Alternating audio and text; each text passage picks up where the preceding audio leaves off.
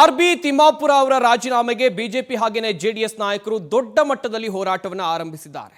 ಅಬಕಾರಿ ಇಲಾಖೆಯಲ್ಲಿ ಭ್ರಷ್ಟಾಚಾರ ಆರೋಪ ಪ್ರಕರಣಕ್ಕೆ ಸಂಬಂಧಿಸಿದಂತೆ ಸಚಿವ ಆರ್ಬಿ ತಿಮ್ಮಾಪುರ ರಾಜೀನಾಮೆಗೆ ಬಿಗಿ ಪಟ್ಟು ಹಿಡಿದಿದ್ದಾರೆ. ಸದನದಲ್ಲಿ ಬಿಜೆಪಿ ಜೆಡಿಎಸ್ ದೋಸ್ತಿಗಳು ಹೋರಾಟವನ್ನು ನಡೆಸಿದ್ರು, ಕಲಾಪ ಮುಂದೂಡಿದ್ರು. ಸದನದಲ್ಲೇ ಭಜನೆ ಕೂಡ ಆಯಿತು, ಪ್ರೊಟೆಸ್ಟ್ ಮಾಡಿದ್ರು. ರಾಜೀನಾಮೆ ನೀಡುವವರೆಗೂ ಕೂಡ ಹೋರಾಟವನ್ನ ಮಾಡುವಂತ ನಿರ್ಧಾರಕ್ಕೆ ದೋಸ್ತಿ ನಾಯಕರು ಬಂದಿದ್ದಾರೆ. ವಿಧಾನಸಭೆಯಲ್ಲಿ ಊಟ, ನಿದ್ದೆ, ಭಜನೆ, ಆಕ್ರೋಶ ದೊಡ್ಡ ಮಟ್ಟದಲ್ಲಿ ವ್ಯಕ್ತವಾಯಿತು. ಬೆಳಿಗ್ಗೆ ಎದ್ದು ದೋಸ್ತಿ ನಾಯಕರು ವಾಕಿಂಗ್ ಕೂಡ ಮಾಡಿದ್ದಾರೆ. ಸರ್ಕಾರದ ವಿರುದ್ಧ ಬಿಜೆಪಿ ನಾಯಕರು ಗರಂ ಆಗಿದ್ದಾರೆ. ಬಿಜೆಪಿ ಮತ್ತು ಜೆಡಿಎಸ್ ನಾಯಕರು ಗರಂ ಆಗಿದ್ದಾರೆ. ಅಬಕಾರಿ ಇಲಾಖೆಯಲ್ಲಿ ಬ್ರಹ್ಮಾಂಡ ಭ್ರಷ್ಟಾಚಾರ ನಡೆದಿದೆ. ಅಬಕಾರಿ ಇಲಾಖೆ ಸಚಿವರಾಗಿರುವಂಥ ಆರ್ಬಿ ತಿಮ್ಮಾಪುರ ರಾಜೀನಾಮೆಯನ್ನು ಕೊಡಬೇಕು ಎನ್ನುವಂಥ ಒತ್ತಾಯ ದೋಸ್ತಿ ನಾಯಕರು. ಹೀಗಾಗಿ ಬಿಜೆಪಿ ಮತ್ತು ಜೆಡಿಎಸ್ ನಾಯಕರು ಹೋರಾಟವನ್ನು ಮುಂದುವರಿಸಿದ್ದಾರೆ. ಸದನದಲ್ಲಿ ಅಹೋರಾತ್ರಿ ಧರಣಿಯನ್ನು ನಡೆಸಿದ್ರು. ಅಲ್ಲೇ ನಿದ್ದೆ, ಅಲ್ಲೇ ಊಟ. ಈ ಮೂಲಕ ಆರ್ಬಿ ತಿಮ್ಮಾಪುರ ರಾಜೀನಾಮೆಯನ್ನು ಕೊಡಬೇಕು ಎನ್ನುವಂಥ ಬಿಗಿಪಟ್ಟನ್ನು ದೋಸ್ತಿ ನಾಯಕರು ಹೊಂದಿದ್ದಾರೆ. ಅವರು ರಾಜೀನಾಮೆ ಕೊಡೋ ತನಕ ನಾವು ಹೋರಾಟವನ್ನು ನಿಲ್ಲಿಸೋದಿಲ್ಲ ಎನ್ನುವುದಾಗಿ ಕೂಡ ಹೇಳ್ತಾ ಇದ್ದಾರೆ. ಈ ಬಗ್ಗೆ ಇನ್ನಷ್ಟು ಮಾಹಿತಿಯನ್ನು ಕೊಡ್ತಾರೆ ನಮ್ಮ ಪ್ರತಿನಿಧಿ ರೂಪೇಶ್ ಬೈಂದೂರು. ವಿಧಾನಸೌಧದಿಂದ ನೇರ ಸಂಪರ್ಕದಲ್ಲಿ ಜಾಯ್ನ್ ಆಗ್ತಾ ಇದ್ದಾರೆ. ರೂಪೇಶ್, ಗಮನಿಸ್ತಾ ಇದ್ವಿ, ಒಂದ್ ಕಡೆಯಲ್ಲಿ ಹೋರಾಟ ತೀವ್ರಗೊಳಿಸಿದ್ದಾರೆ ದೋಸ್ತಿ ನಾಯಕರು. ನಿನ್ನೆ ಅಹೋರಾತ್ರಿ ಧರಣಿ ಆಯಿತು. ಮುಂದಿನ ಹಂತದಲ್ಲಿ ಯಾವ ರೀತಿಯಾದಂಥ ಹೋರಾಟ ಸಾಗಬಹುದು ದೋಸ್ತಿ ನಾಯಕರಿಂದ? ಸಂಪತ್, ನಿನ್ನೆಯಿಂದಲೂ ಕೂಡ ಅಹೋರಾತ್ರಿ ಧರಣಿಯನ್ನ ಈಗ ಬಿಜೆಪಿ ಅದೇ ರೀತಿಯಾಗಿ ಮೈತ್ರಿ ಪಕ್ಷದ ನಾಯಕರುಗಳು ಮಾಡ್ತಾ ಇದ್ದಾರೆ. ಕಾರಣ ಎಷ್ಟೇ, ಇಲ್ಲಿ ಆರ್ಬಿ ತಿಮ್ಮಾಪುರ ರಾಜೀನಾಮೆ ಕೊಡಲೇಬೇಕು ಅಂತೇಳಿ ಕೇವಲ ಒಂದಲ್ಲ ಎರಡಲ್ಲ 6,000 ಕೋಟಿ ಹಗರಣ ಆಗಿದೆ ಅಂತೇಳಿ ಇದು ಸಂಬಂಧಪಟ್ಟ ದಾಖಲೆಗಳನ್ನ ಕೂಡ ಈಗ ಪೆನ್ಡ್ರೈವ್ ನಲ್ಲಿ ಅಶೋಕ್ ಅವರು ಸ್ಪೀಕರ್ ಅವರಿಗೆ ಕೊಟ್ಟಿದ್ರು. ಯಾಕಂತ ಹೇಳಿದ್ರೆ ಇಲ್ಲಿಗ ಒಟ್ಟು 2 ಸ್ವರೂಪದಲ್ಲಿ ದಾಖಲೆಗಳನ್ನು ನೋಡೋದಾದ್ರೆ ಇಲ್ಲಿಗ ಒಂದು ಅಬಕಾರಿ ಡಿಸಿ ಅವರೇ ಈಗ ಇದಕ್ಕೆ ಸಂಬಂಧಪಟ್ಟಂತ ಒಂದು ಮಾತಾಡಿದ ಆಡಿಯೋ ವೈರಲ್ ಆಗ್ತಾ ಇದೆ. ಅದೇ ರೀತಿಯಾಗಿ ಬಾರ್ ಅಸೋಸಿಯೇಷನ್ ಅಧ್ಯಕ್ಷರು ಹೇಳ್ಕೊಂಡಿದ್ದಾರೆ 6,000 ಕೋಟಿ ಹಗರಣ ಅಂತೇಳಿ. ಅದೇ ರೀತಿ ಲೋಕಾಯುಕ್ತ ರೈಡ್ ಆಗಿದೆ, ಲೋಕಾಯುಕ್ತ ಎಫ್ಐಆರ್ ಎಲ್ಲವೂ ಕೂಡ ಸಾಕ್ಷಿಗಾಗಿದೆ. ಹೀಗಾಗಿ ರಾಜೀನಾಮೆ ಕೊಡಲೇಬೇಕು ಅಂತೇಳಿ ಬಿಜೆಪಿ ನಾಯಕರು ಆಗ್ರಹಿಸ್ತಾ ಇದ್ದಾರೆ. ಇಲ್ಲಿಗ ಬಿಜೆಪಿ ನಾಯಕರು ರಾತ್ರಿ ಇದೇ ಸದನದಲ್ಲಿ ಇದ್ಕೊಂಡು ಅಹೋರಾತ್ರಿ ಧರಣಿಯನ್ನು ಮಾಡಿದ್ರು. ಈ ಮೂಲಕವಾಗಿ ಇಡೀ ರಾಜ್ಯದ ಗಮನವನ್ನು ಸೆಳೆಯಬೇಕು, ಅದೇ ರೀತಿಯಾಗಿ ಇಡೀ ದೇಶದ ಗಮನವನ್ನು ಸೆಳೆಯಬೇಕು, ಈ ಪ್ರಯತ್ನವನ್ನು ಬಿಜೆಪಿ ನಾಯಕರು ಮಾಡಿದ್ರು. ಅದೇ ರೀತಿ ಕೇವಲ ರಾತ್ರಿ ಮಾತ್ರ ಅಲ್ಲ, ಇವತ್ತು ಕೂಡ ಈ ಹಗರಣದಲ್ಲಿ ಇವತ್ತು ಕೂಡ ಈಗ ಈ ಒಂದು ಧರಣಿ ಮುಂದುವರಿಸ್ತೇವೆ ಅಂತ ಹೇಳಿದ್ದಾರೆ. ಕೇವಲ ಇವತ್ತು ಸದನ ಎಂಡ್ ಆದ್ರೂ ಕೂಡ ಇವತ್ತು ಮಾಡಬಾರದು. ಯಾಕಂತ ಹೇಳಿದ್ರೆ ಇನ್ನೂ ಕೂಡ 1 ವಾರಗಳ ಕಾಲ ಸದನವನ್ನು ಮುಂದುವರಿಸಬೇಕು, ಸಮಗ್ರವಾಗಿ ಭ್ರಷ್ಟಾಚಾರದ ಬಗ್ಗೆ ಚರ್ಚೆ ಆಗಬೇಕು ಅಂತೇಳಿ ಬಿಜೆಪಿ ನಾಯಕರು ಆಗ್ರಹಿಸ್ತಾ ಇರ್ತಾರೆ. ಅದೇ ರೀತಿ ಇನ್ನೊಂದಿಷ್ಟು ವಿಚಾರವನ್ನು ಕೂಡ ಬಿಜೆಪಿ ನಾಯಕರು ಹೇಳ್ತಾ ಇದ್ದಾರೆ. ಕೇವಲ ಒಂದು ಸಚಿವರು ಮಾತ್ರ ಅಲ್ಲ, ಇನ್ನೂ ಕೂಡ 5-6 ಜನ ಸಚಿವರುಗಳಿದ್ದಾರೆ, ಅವರ ಬಗ್ಗೆನೂ ಕೂಡ ಚರ್ಚೆ ಆಗಬೇಕು. ಹೀಗಾಗಿ ಸದನವನ್ನು ಇಲ್ಲಿಗೆ ಮುಂದೂಡಬಾರದು, ಇನ್ನೂ ಕೂಡ ಸದನ 1 ವಾರಗಳ ಕಾಲ ನಡೀಬೇಕು ಅಂತೇಳಿ ಆಗ್ರಹಿಸ್ತಾ ಇದ್ದಾರೆ. ಒಟ್ಟಾರೆಯಾಗಿ ಇವತ್ತು ಕೂಡ ಸದನದ ಒಳಗಡೆ ಮತ್ತೆ ಹೊರಗಡೆನೂ ಪ್ರತಿಭಟನೆ ಮಾಡಲಿಕ್ಕೆ ನಿರ್ಧಾರ ಮಾಡಿಕೊಂಡಿದ್ದಾರೆ. ಈ ಮೂಲಕ ರೂಪೇಶ್, ಅಲ್ಲಿ ಯಾರಾದ್ರೂ ನಾಯಕರಿದ್ದಾರೆ, ಅವರನ್ನ ಮಾತನಾಡಿಸಬಹುದು ಹೇಗೆ? ನಾಯಕರು ಆಗ್ರಹಿಸ್ತಾ ಇದ್ದಾರೆ ಸಂಪತ್.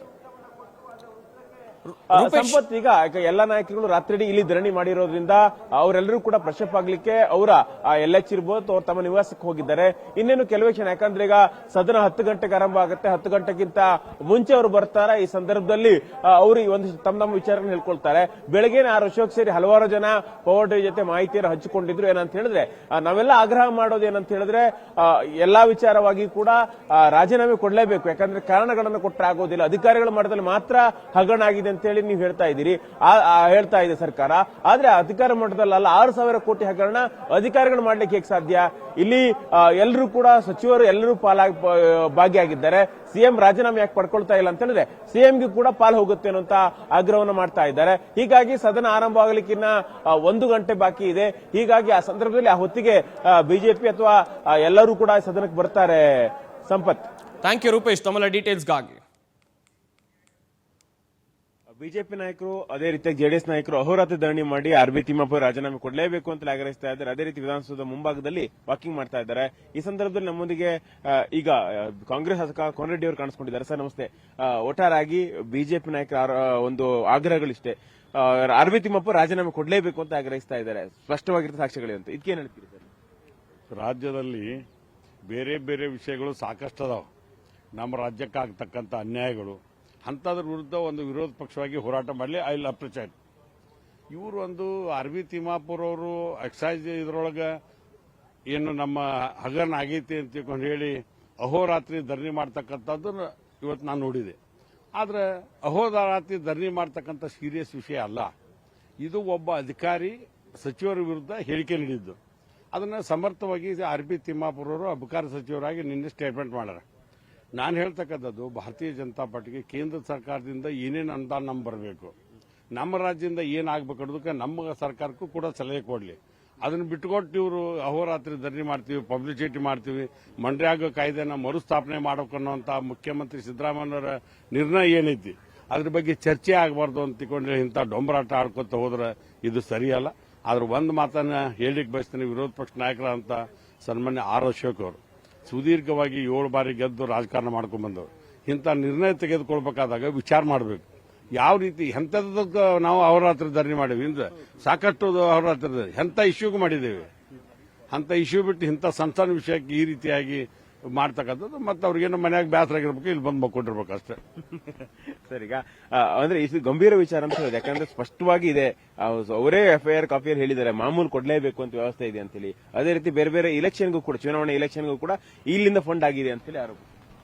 ಅವ್ರದ್ದು ಸರ್ಕಾರ ಇತ್ತು, ಇಂಥ ಆಪಾದನೆ ಬಂದಿದ್ದು ಅವ್ರ ಮೇಲಿನ. ಎಷ್ಟು ಮಂದಿ ರಾಜೀನಾಮೆ ಕೊಟ್ಟರು? ಈಶ್ವರಪ್ಪ ಒಬ್ಬರನ್ನ ಇವ್ರು ಬಲಿಪಶೆ ಮಾಡಿದ್ರು. ಎಲ್ಲರೂ ಕೂಡಿ ಬಿಜೆಪಿಗೆ ತೆಗಿಬೇಕು ಮಾಡಿದ್ರು, ಈಶ್ವರಪ್ಪನ ಮುಗಿಸ್ಬೇಕಿತ್ತು, ಅದನ್ನ ಮಾಡಿದ್ರು. ಅವ್ರು ಉಳ್ಕಿದಾರ ಯಾರು ಕೊಟ್ರನ?